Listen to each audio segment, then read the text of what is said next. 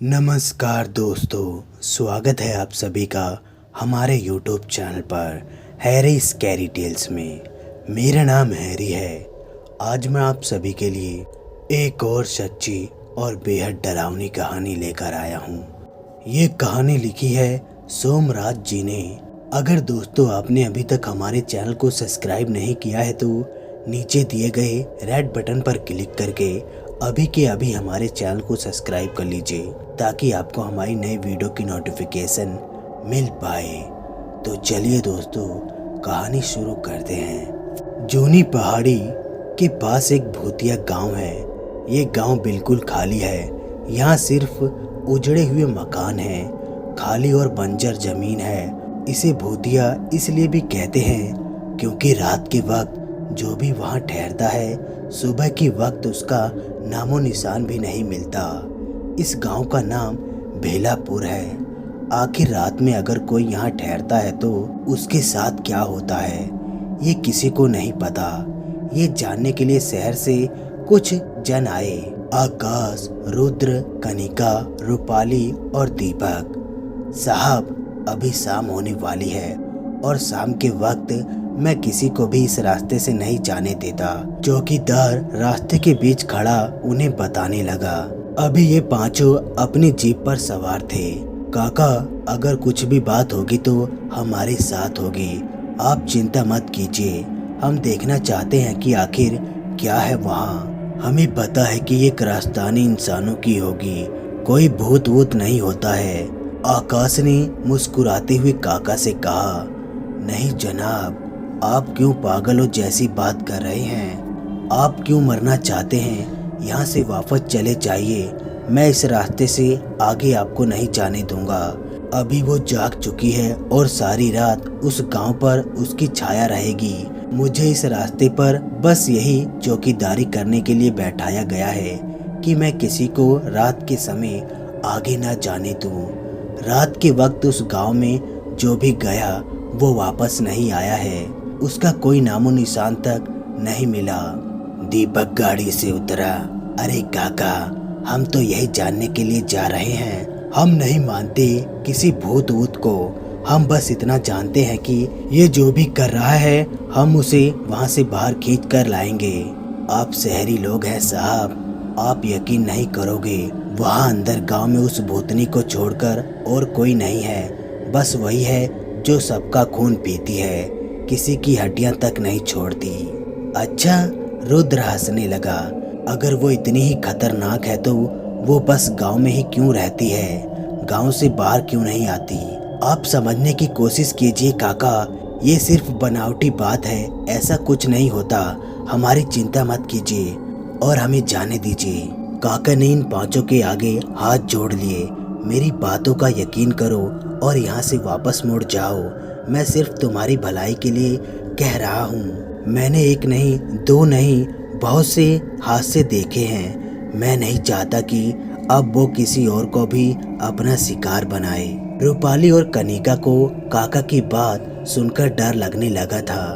काका अगर इतना ही कह रहे हैं तो अभी हमें उस गांव में नहीं जाना चाहिए। आकाश, चेहरे पर डरे हुए भाव लेकर रूपाली बोली। अरे कुछ नहीं है वहाँ पर, तुम चिंता मत करो। कुछ लोगों का ग्रुप हो सकता है जो लोगों को मार रहा है। हम अंदर जाकर पता करेंगे। आकाश ने बात पर जोर देते हुए बताया।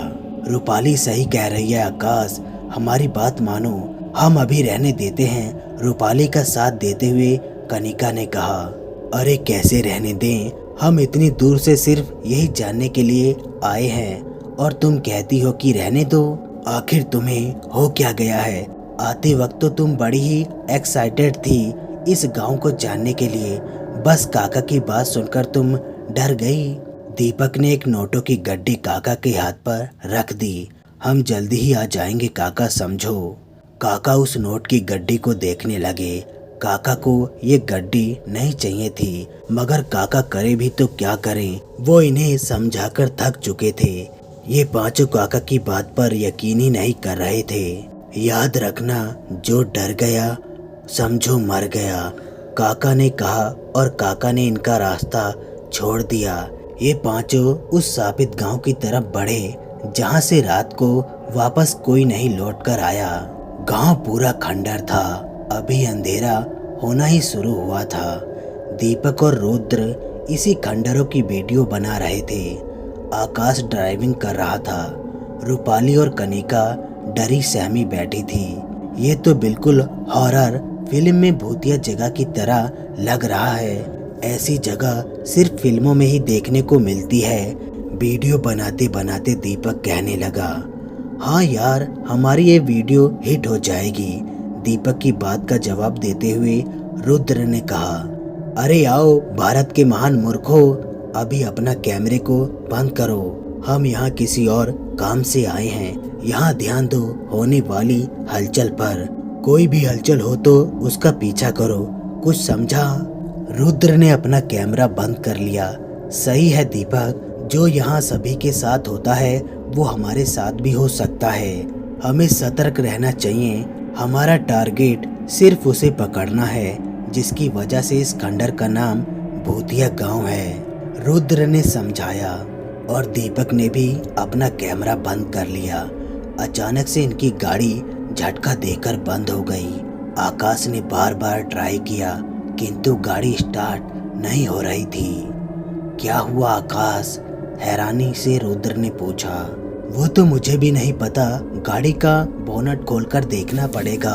आकाश गाड़ी से नीचे उतरा और गाड़ी का बोनट खोला। गाड़ी से धुआं निकल रहा था। पानी की टंकी का ढक्कन खोलकर देखा तो पानी की कमी थी। क्या हुआ आकाश, पता चला क्या गड़बड़ है? रुद्र ने पूछा। हाँ, पानी की कमी है, तुम यहीं ठहरो, मैं जाकर पानी लेकर आता हूँ। अरे कहाँ से लेकर आओगे?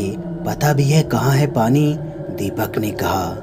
अगर पता नहीं है तो पता करना पड़ेगा, क्या कर सकते हैं। अच्छा ठीक है, फिर मैं भी तुम्हारे साथ चलता हूँ। दीपक ये कहता हुआ गाड़ी से उतरा। अरे पानी लेने जा रहा हूँ, कोई पहाड़ उठाने नहीं जा रहा। तुम चिंता मत करो, मैं ले आऊँगा, आकाश ने कहा। हम जानते हैं कि तुम कोई पहाड़ उठाने नहीं जा रहे हो, लेकिन अभी हम खतरे की जगह पर हैं, इसलिए अकेले जाना ठीक नहीं है। रुद्र कहने लगा, या तो दीपक को अपने साथ ले जाओ या मैं तुम्हारे साथ चलता हूँ। आकाश को उनकी बात सही लग रही थी। अच्छा ठीक है रुद्र, तुम मेरे साथ आ जाओ। रुद्र आकाश के साथ पानी लेने चल पड़ा। अब अंधेरा हो चुका था। अंधेरे में ये खंडर और भी डरावना लग रहा था। कुछ दूर चलने पर भी उन्हें पानी का कोई साधन नहीं दिखा। आकाश ने कुछ पायल की आवाज़ सुनी और पीछे मुड़कर देखा। एक राजस्थानी लिबास पहने एक औरत उनका पीछा कर रही थी। जैसे ही आकाश ने पीछे मुड़कर देखा तो इस औरत ने अपना कदम रोक लिए। रुद्र भी ये देख रहा था। ये कौन है भाई? रुद्र ने आकाश से पूछा। मुझे क्या पता, मैं क्या यहाँ हर रोज आता हूँ? चल देखते हैं, आकाश ने मजाकिया जवाब दिया और दोनों इस राजस्थानी लिबास पहनी औरत की तरफ बढ़े और पास जाकर थम गए। कौन है आप और यहाँ इस खंडर में क्या कर रही हैं? आकाश ने पूछा। कुछ देर तक तो ये औरत चुप रही, फिर बोली, ये खंडर मेरा ही तो है, मैं तो यहाँ दिन रात रहती हूँ। आप कौन हैं जो मुझसे बिना पूछे मेरी जगह पर आए हैं? डरावनी आवाज के साथ इस औरत ने जवाब दिया। ऐसी आवाज सुनकर दोनों डर गए। रुद्र तो कांपने ही लगा था। जल्दी भाग भाई, ये कोई और बला है, ये कहकर रुद्र गाड़ी की तरफ दौड़ा। आकाश के मन में डर तो था किंतु अभी उसे यकीन नहीं था कि उसके सामने कोई साया खड़ा है, इसलिए वो पूरी पड़ताल करने से पहले भागा नहीं। आकाश ने धीरे धीरे उसका घूंघट को उठाया और फिर आकाश ने जो देखा तो आकाश के पांव तले से जमीन खिसक गई। उसका चेहरा भद्दा और डरावना था। ऐसा चेहरा केवल चुड़ैल का ही हो सकता है। फिर आकाश की नज़र इस औरत के पांव की तरफ गई जो उल्टे थे। अब तो आकाश भी कांपने लगा और जल्दी से गाड़ी की तरफ भागा। रुद्र आकाश के आगे आगे भाग रहा था। आकाश ने देखा कि रुद्र एकदम से हवा में उड़ गया। रुद्र को भी नहीं समझ आ रहा था कि ये उसके साथ क्या हुआ। फिर वो बहुत ही तेज से एक दीवार से टकराया और रुद्र की बहुत तेज चीख निकली। उसके सर से खून निकलने लगा था उस दीवार से टकराने के बाद रुद्र सीधा जमीन पर पड़ा। अचानक से उसके पास सफेद कुर्ता पजामा पहने और भद्दी शकल का साया प्रकट हो गया। आकाश की सांस बढ़ी हुई थी। वो थमकर अपने मित्र रुद्र को देखने लगा। जमीन पर रुद्र घायल पड़ा था। उस साई ने रुद्र के दोनों हाथ पकड़े और जड़ से उखाड़ दिए। रुद्र की बहुत ही दर्दनाक चीख निकली। ये देख आकाश की आंख फटी की फटी रह गई। रुद्र लगातार चीख रहा था। फिर वो साया रुद्र के पास बैठ गया और उसके पेट में हाथ देकर पेट को खोल दिया। रुद्र का पेट का मांस निकालकर वो साया खाने लगा। रुद्र आकाश को निहार रहा था मगर कुछ बोल नहीं सकता था। उसकी जरा जरा सी पलक झपक रही थी। अपने दोस्त को अपनी आंखों के सामने तड़पता देख आकाश की भी बहुत तेज चीख निकली और वो जीप की तरफ दौड़ पड़ा। दीपक, दीपक बचाओ, दीपक बचाओ, बचाओ, कोई मेरी मदद करो। आकाश बेसुध होकर भागता हुआ बस यही कहे जा रहा था। फिर एक आह के साथ आकाश का भी मुंह खुला का खुला रह गया।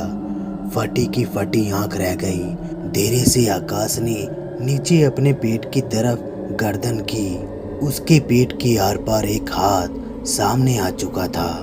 अक्सर भूतिया फिल्मों में भी ऐसा ही होता है। अगर कोई भूतिया जगह पर गाड़ी लेकर जाता है तो उनकी भी गाड़ी खराब हो जाती है और उसके बाद भूतिया खेल शुरू होता है। अपनी बात कहकर दीपक हंसने लगा मगर रूपाली और कनिका धीर भाव से दीपक को देख रही थी। दीपक, तुम अपनी बकवास बंद करो। एक तो इस जगह को देखकर हम पहले से ही डर रहे हैं और तुम ऐसी बात करके हमें और डरा रहे हो। अब चुप हो जाओ और कुछ मत बोलना। रूपाली ने दीपक पर गुस्सा झाड़ते हुए कहा। अच्छा बाबा ठीक है, अब ऐसी बात नहीं करूँगा मगर सच में यार ये जगह वाकई हॉन्टेड है। यहाँ अंधेरा हो चुका था। ऐसा लग रहा था मानो ये अंधेरा इन्हें अभी निगल जाएगा। कनिका, मुझे ऐसा लग रहा है कि जैसे कोई हमें देख रहा है या कोई हमारे आसपास है। दीपक सीरियस होकर कहने लगा और वो दोनों फिर से डर गई। तुम्हारा मजाक बहुत हुआ दीपक, अब बस करो वरना हम दोनों यहाँ से वापस भी जा सकते हैं। कनिका भी सीरियस होकर दीपक को कहने लगी। क्या धमकी है यार, अब तो मुझे चुप ही होना पड़ेगा। और फिर दीपक शांत हो गया। कनिका किसी सोच में थी। आकाश और रुद्र को गए हुए बहुत देर हो गई थी। कनिका को उनकी चिंता हो रही थी। दीपक, बहुत देर हो गई आकाश को रुद्र को गए हुए, हमें चलकर देखना चाहिए यार। चिंता जाहिर करते हुए कनिका बोली। अरे ये खंडर है, हो सकता है इस खंडर में पानी ना मिला हो इसलिए वो दूर तक चले गए हो। चिंता मत करो, वो आ जाएंगे। नहीं दीपक, कनिका सही कह रही है। अब रूपाली कहने लगी।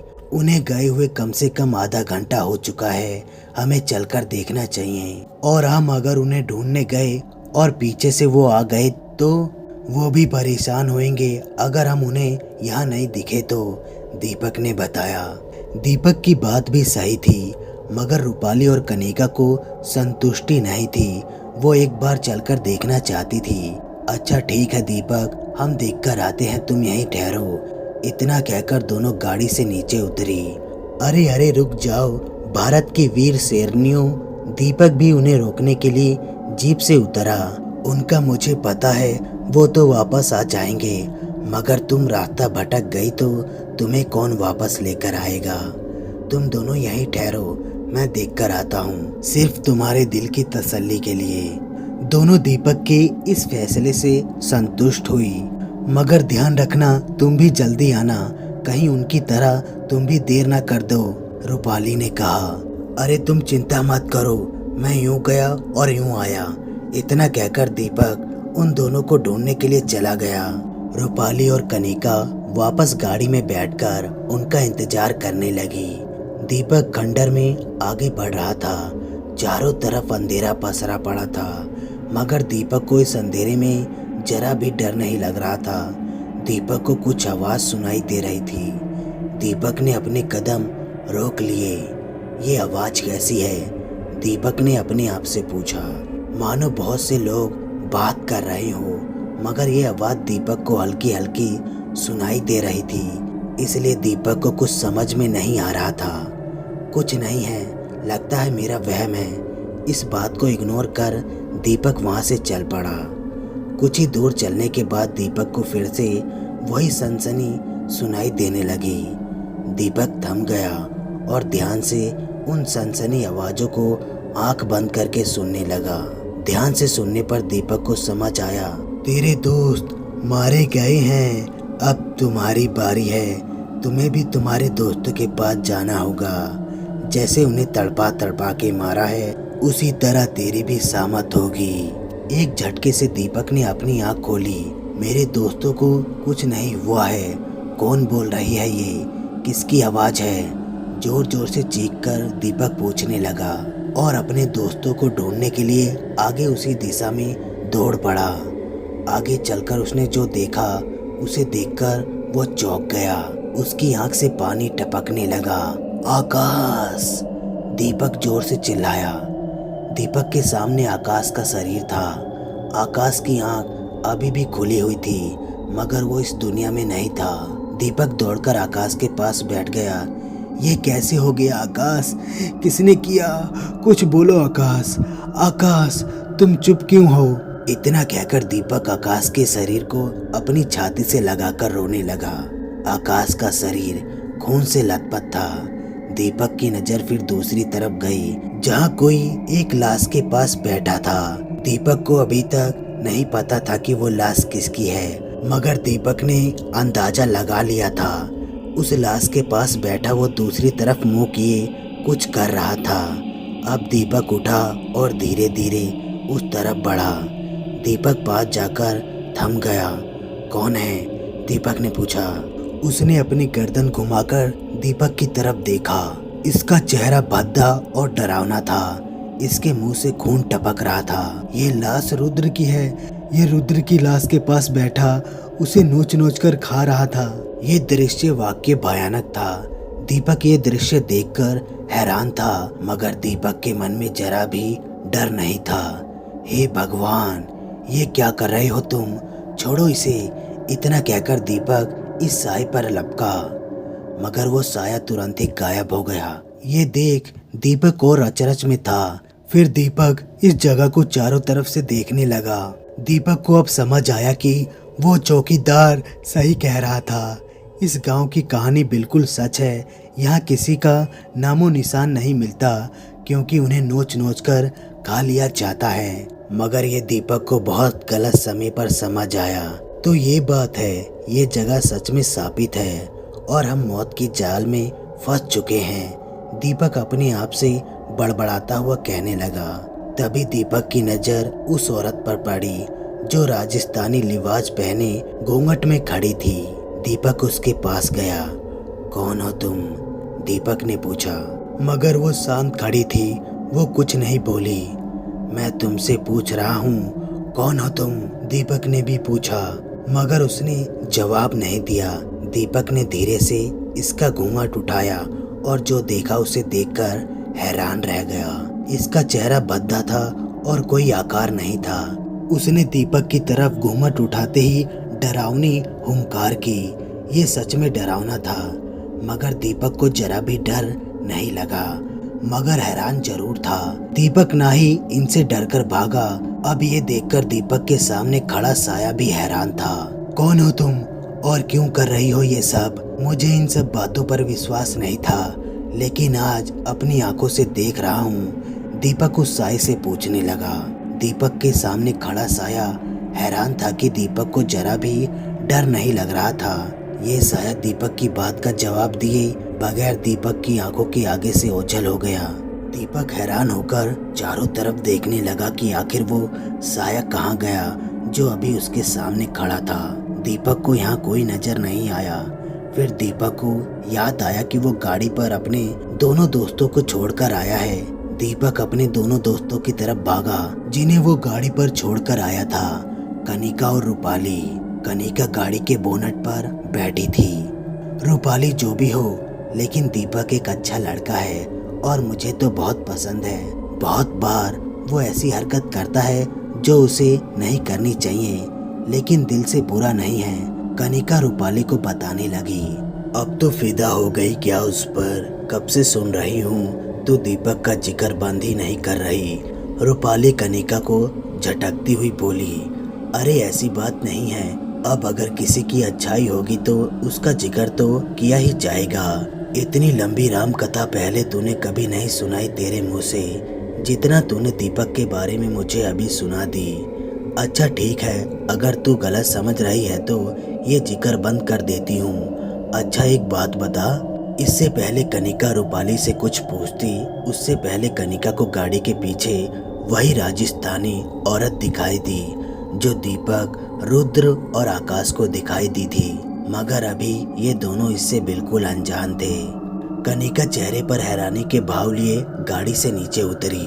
रूपाली की नजर अभी उस औरत पर नहीं गई थी। क्या हुआ कनिका, चेहरे के 12 क्यों बज रहे हैं? कनिका के चेहरे का भाव देखकर रूपाली ने पूछा। जरा पीछे देख रूपाली। रूपाली ने पीछे देखा और उसे भी राजस्थानी औरत राजस्थानी लिबाज में दिखाई दी। ये कौन है? रूपाली ने उसे देखकर पूछा। रूपाली भी गाड़ी से नीचे उतरी और दोनों उसको हैरानी भाव से देखने लगे। कौन हो तुम? रूपाली ने आवाज देकर पूछा, मगर वो नहीं बोली, वो चुपचाप खड़ी रही। मुझे डर लग रहा है रूपाली। अरे थम जा, मैं जाकर देखती हूँ, थोड़ी हिम्मत करते हुए रूपाली ने कहा। डर तो दोनों को लग रहा था, मगर रूपाली ने थोड़ी हिम्मत दिखाई और धीरे धीरे उसकी तरफ बढ़ी। उसके पास जाकर रूपाली रुक गई। कौन हो तुम? जवाब क्यों नहीं देती? डरती हुई रूपाली ने पूछा, मगर वो फिर भी नहीं बोली। हिम्मत करके रूपाली ने धीरे से उसका घूंघट उठाया। घूंघट उठाने के बाद उसने जो देखा उसे देखकर रूपाली की चीख निकल गई। ये वही भद्दा और बिना आकार का चेहरा था। रूपाली उसके सामने खड़ी लगातार चीख रही थी। रूपाली मुड़ी और भागने लगी। कनिका भी रूपाली की हालत देखकर बहुत डर गई और वो भी चीखने लगी। दोनों अलग दिशा में भागने लगे। वो लगातार चीख रही थी, दीपक, दीपक, हमें बचाओ दीपक, बचाओ। दोनों दीपक को मदद के लिए बार बार पुकार रही थी। कनिका आगे और उसके पीछे रूपाली। अचानक कनिका को रूपाली की दर्दनाक चीख सुनाई दी। कनिका ने झट से पलटकर देखा और जो देखा तो वो एक पल के लिए ही बेसुध सी हो गई। रूपाली के हाथ जड़ से उखाड़ दिए थे और वो घुटनों पर आ गई थी। उसके हाथों से लगातार खून निकल रहा था। रूपाली के आसपास कोई नहीं था। रूपाली की नज़र ऊपर आसमान की तरफ गई, जहां आसमान में कोई सफ़ेद कुर्ता पजामा पहने रूपाली के हाथों को चबा रहा था। ये मंजर वाकई खौफनाक था। कनिका जोर से चिल्लाई और भागने लगी। दीपक, दीपक बचाओ, बचाओ, कोई बचाओ, दीपक बचाओ। डर से भागती हुई कनिका बस यही शब्द बार बार दोहराई जा रही थी। अचानक उसके सामने वही घूंघट वाली औरत आ गई। अचानक से उसे अपने सामने देख कनिका डर गई और पीछे गिर गई। वो औरत कनिका की तरफ बढ़ रही थी। कनिका धीरे धीरे पीछे सरक रही थी। कनिका धीरे से उठी। हवा के झोंके से उस औरत का घूंघट उड़ गया। एक बार फिर कनिका के सामने वही खौफनाक चेहरा था। कनिका घबरा रही थी। उस औरत ने कनिका की तरफ डरावनी हुंकार भरी और फिर अपने हाथों से कनिका के पेट पर वार करने की कोशिश की, मगर दीपक ने वो हाथ बीच में ही पकड़ लिया। अचानक से दीपक को यहाँ देखकर वो साया भी हैरान था और वो साया गायब हो गया। कनिका अभी भी शौक में खड़ी थी और चारों तरफ उस साये को देखने की कोशिश कर रही थी, मगर उसे कुछ नहीं दिखाई दे रहा था। तुम कहाँ चले गए थे दीपक? ये क्या हो रहा है यहाँ पर? मुझे बहुत डर लग रहा है, जल्दी से यहाँ से चलो। डरते हुए शब्दों के साथ कनिका ने कहा। रिलैक्स कनिका, रिलैक्स, घबराओ मत, हमें कुछ नहीं होगा। इतना कहकर दीपक ने कनिका को गले लगा लिया। अचानक से दीपक का चेहरा धीर रह गया। रूपाली कहाँ है कनिका? दीपक ने धीर भाव से अलग होकर पूछा और ये सुनकर कनिका सुबक सुबक रोने लगी। दीपक कनिका के रोने का कारण समझ गया और दीपक को भी बहुत दुख हुआ। हम यहाँ से नहीं निकल सकते दीपक। जिन किस्सों पर हम यकीन नहीं करते थे आज वही हमें दिखाई दे रहे हैं। इस गांव के बारे में जितनी कहानियां थी वो सब सच हैं। रोते हुए कनिका बताने लगी। पर हम यहाँ से निकलेंगे कनिका, क्या तुमने गौर किया अगर हम उसका सामना करने की कोशिश करते हैं तो वो गायब हो जाती हैं। यही एक रास्ता है यहाँ से निकलने का।